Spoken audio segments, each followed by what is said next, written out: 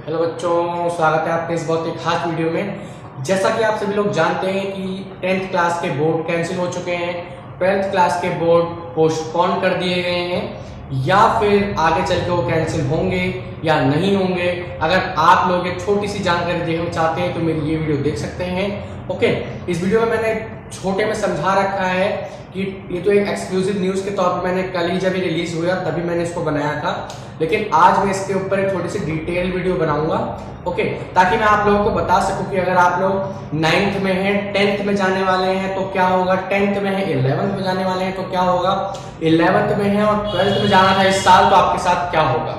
Okay, तो इसको थोड़ा सा डिटेल में हम लोग समझेंगे ये बात। ओके, आप ये रमेश पोखरियाल निशंक साहब का ट्वीट भी देख सकते हैं साइड में मेरे यहाँ पे। ओके, जैसा कि इसमें लिखा हुआ है कि 9th और 12th क्लास के बच्चों को पोस्टपोन कर दिया जाएगा। ओके, तो घबराइए बिल्कुल भी मत। ओके, तो सबसे पहले हम लोग बात करते हैं 10th क्लास की। ओके, 10th क्लास के बोर्ड कैंसिल कर दिए गए हैं। कैंसिल क्यों कर दिए गए हैं और 12th के कैंसिल क्यों नहीं किए गए वो मैं आपको बताता हूँ। अभी 10th क्लास के बोर्ड इसलिए कैंसिल कर दिए गए क्योंकि 10th क्लास के पास अभी भी 2 साल है कि वो अपना एक करियर बना सके, है ना। 10th के पास अभी भी कितने साल है, 2 साल। लेकिन 12th का अगर हम लोग देखें तो 12th क्लास के पास अब एक भी ईयर नहीं बचा क्योंकि वो इनका फाइनल ईयर था स्कूल का। तो उन लोगों को इस साल पास आउट करके निकल जाना था यहाँ से, है ना। तो पास आउट करके निकल जाना था, इसी की वजह से उन लोगों को मतलब सर्टिफिकेट वगैरह डिग्री वगैरह कुछ ना कुछ मिलनी थी। तो 12th का मार्कशीट की बहुत जरूरत है, बिना मार्कशीट के काम भी नहीं बनेगा। तो अब 10th क्लास को 11th में प्रमोट कैसे किया जाएगा, 9th क्लास को 10th में कैसे प्रमोट किया जाएगा, ये एक छोटा सा प्रोसीजर मैं आपको बता देता हूं। तो वीडियो के लास्ट तक बने रहिएगा, एक भी चीज मिस मत कीजिएगा। ओके, पूरी वीडियो देखिएगा क्योंकि मैं आपको कोई पेड कोर्स नहीं बताने वाला। ओके, तो आप लोगों को पूरी वीडियो देखनी है बस लास्ट तक, इसलिए आप लोग ये समझ सकते हैं कि इस वीडियो में आपका जो टाइम है बिल्कुल भी वेस्ट नहीं करूंगा मैं। ओके, तो बात करते हैं हम लोग। अगर आप लोग 9th क्लास में हैं और यहां से आप लोग 10th क्लास में जाने वाले थे, 9th से 10th में, तो जहां तक आप लोगों को पता है कि अगर आप लोग सीबीएसई बोर्ड में हैं, मिड टर्म के एग्जाम कह सकते हैं, तो इन एग्जाम्स के बेसिस पे आप लोगों को 10th में प्रमोट किया जाएगा, मिड टर्म। ठीक है, ऐसा नहीं है कि सिर्फ इन्हीं के बेसिस पे किया जाएगा। आपके जो असाइनमेंट्स आपको दिए गए थे टीचर्स के द्वारा, है ना, जो असाइनमेंट्स आपके टीचर्स ने आपको दिए थे, असाइनमेंट, प्रोजेक्ट्स वगैरह वगैरह, प्रैक्टिकल्स या फिर कोई भी ऐसी चीज जिसके मार्क्स जुड़ते हैं कॉपी के या वर्क के, आपने कितना काम किया, इन सारी चीजों के आपको असेसमेंट, इंटरनल असेसमेंट के मार्क्स उसमें जुड़ सकते हैं। ओके, तो इन सारी चीजों को करने में टाइम लगेगा। अगर आप लोग ये सोच के बैठे हैं कि हम लोग 10th में हैं, अब क्या करें, 10th का पढ़े या 11th का पढ़े, तो मैं आपको बता दूं कि 10th में आप लोगों को पास आउट कर दिया जाएगा। बिल्कुल भी मत घबराइए अगर आप लोग सीबीएसई से हैं। ओके, तो 10th में आपको पास आउट करके 11th में कर दिया जाएगा, कोई एग्जाम नहीं लिया जाएगा आप लोगों का। ओके, जो भी स्कूल की तरफ से ऑर्गेनाइज हो। ओके, स्कूल की तरफ से अगर कोई इंफॉर्मेशन आती भी है तो वो लोग आपको बता दिया जाएगा कि क्या करना है आप लोगों को, बाकी एग्जाम आपके कोई नहीं होंगे। ओके, तो आप लोग 10th का पीछा छोड़ सकते हो। 11th में एक नई शुरुआत के साथ आप लोगों को कौन सा सब्जेक्ट चूज करना है वो आप लोगों को पर्सनली अपना खुद का जो आपका ओपिनियन है उसके मुताबिक लेना है ना। आपका जो भी मन है, आप साइंस ले, कॉमर्स ले, आर्ट्स ले, उसके ऊपर मैं एक सेपरेट वीडियो बनाऊंगा कि अगर आप साइंस ले रहे हैं तो उसके क्या नेगेटिव पॉइंट्स है, क्या पॉजिटिव पॉइंट्स है। अगर आप कॉमर्स ले रहे हैं उसके क्या नेगेटिव पॉइंट्स है, क्या पॉजिटिव पॉइंट्स है। आर्ट्स ले रखी है, अगर आप लोगों ने आर्ट्स लेने का मन बनाया है आप लोगों ने, ओके, तो उसके क्या नेगेटिव पॉइंट्स है, क्या पॉजिटिव पॉइंट्स है, मैं तीनों आपके लिए एक सेपरेट वीडियो बना दूंगा उसकी। ओके, तो 9th से 10th में तो ऐसे मार्क्स, यानी कि मैं आपको बता दूं जैसे मिड टर्म हो गया, प्रैक्टिकल हो गया, ओके, इंटरनल असेसमेंट हो गया, ये 3, और असाइनमेंट हो गया। ओके, ये कुछ 4 चीजों पे, कुछ 3 या 4 फैक्टर्स के ऊपर आप लोगों को 9th से 10th में और 10th से 11th में पास आउट कर दिया जाएगा, है ना, इन 3 से 4 फैक्टर्स पे।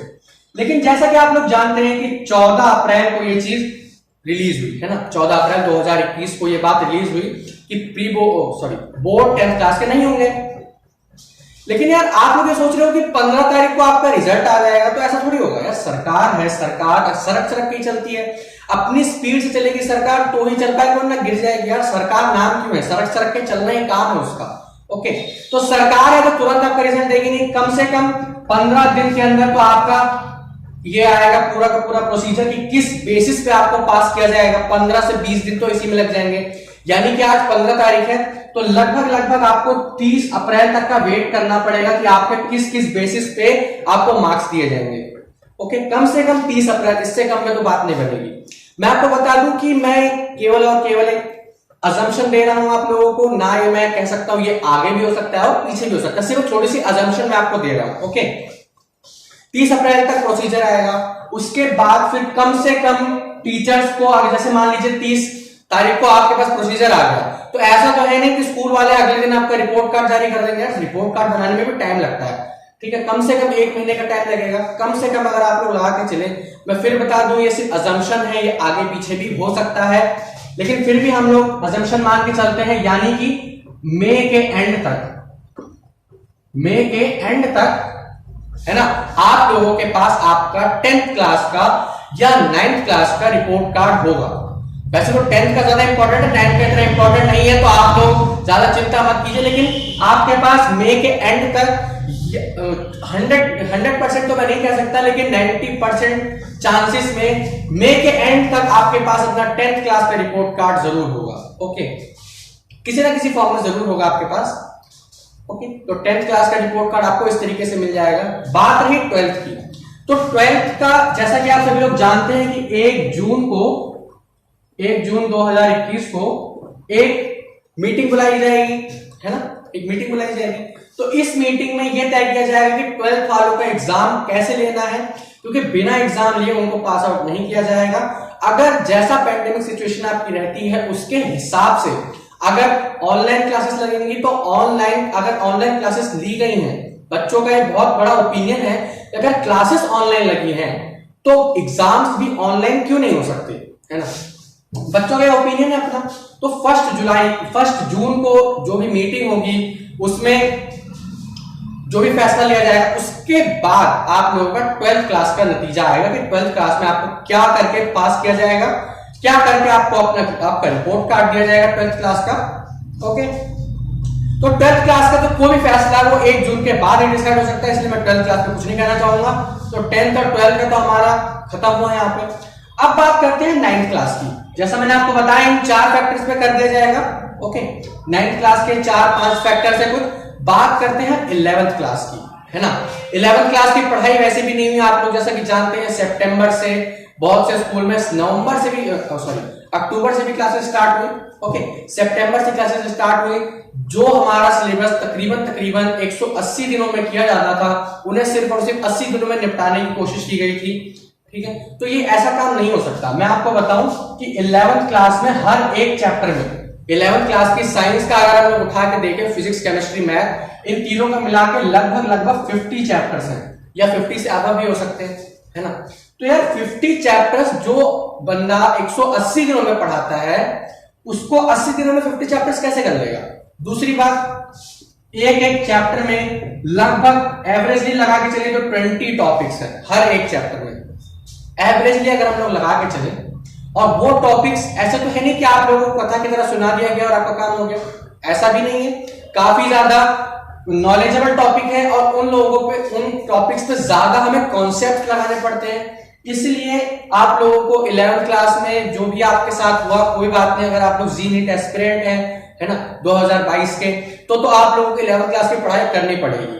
ओके, अगर आप जी और नीट का एस्पिरेंट है। इसी के साथ मैं ये भी बता दूं कि नीट की परीक्षा भी रद्द कर दी गई है इस साल, जो इसी अप्रैल में जो नीट की परीक्षा होनी थी उसे भी रद्द कर दिया गया है, ठीक है। एनटीए की तरफ से फैसला लिया गया, नेशनल टेस्टिंग एजेंसी की तरफ से।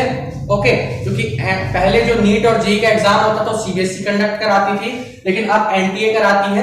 तो एनटीए यानी कि एनटीए के जो हमारे शिक्षा मंत्री है रमेश पोखरियाल निशंक, उन्होंने कहा है कि अब नीट की परीक्षा भी नहीं होगी। ओके, तो अगर आप लोग जी और नीट के एस्पिरेंट हैं तो आपको 11th क्लास अच्छे से पढ़नी ही पड़ेगी, क्योंकि 11th और 12th का टॉपिक आता है जी या फिर नीट में। ओके, जिसमें से 11th का होता है आपका 55%, 12th का होता है आपका 45%। ओके, तो आपको ज्यादा से ज्यादा 11th पे ज्यादा फोकस करना पड़ेगा। ओके, 12th का तो आप लोग, अगर आप लोग 11th क्लास में है तो 12th पढ़ना स्टार्ट कर दीजिए। अगर आप लोग जे या नीट के एस्पिरेंट हैं तो आपको 11th भी पढ़नी पड़ेगी। अगर आप लोग नहीं पढ़ोगे तो आपके लिए कोई फायदेमंद चीज नहीं है। लेकिन अगर आप लोग 12th के बाद इंजीनियरिंग नहीं करना चाहते या डॉक्टरी नहीं करना चाहते ना किसी भी तरीके की, तो आप लोग 11th यहीं पे छोड़ सकते हैं। अगर आप लोग चाहे तो आगे प्रोसीड कर सकते हैं, या अगर आप लोग चाहते हैं कि हमें 12th के बोर्ड में अच्छे मार्क्स कंडक्ट करने हैं, अच्छे मार्क्स गेन करने हैं, तो आप लोगों को अभी से 12th क्लास की पढ़ाई स्टार्ट कर देनी होगी। ओके, क्योंकि 11th का ज्यादा टॉपिक्स 12th में नहीं है, मैं आपको बता दूं। ओके, बस थोड़ा थोड़ा सा कॉन्सेप्ट है, बस बाकी इतना पूरा भर के नहीं दिया गया। 12th का टॉपिक बिल्कुल 10th से रिलेटेड है। ओके, तो ये था 9th 10th 11th 12th का क्या होगा आगे। ओके, तो इस पूरी वीडियो में मैंने आपको बताया कि अगर आप 9th से 10th में जा रहे हैं, 10th से 11th में जा रहे हैं, 11th से 12th में जा रहे हैं, 12th में आप पास आउट करना है, तो आपके साथ क्या होगा, आपके मार्क्स किस तरीके से दिए जाएंगे। ओके, तो ये जो छोटा सा कॉन्सेप्ट अगर आपको समझ आई होगी बात, ठीक है, तो यही था मेन मोटिव मेरा। पढ़ाई करते रहिए। All the very best.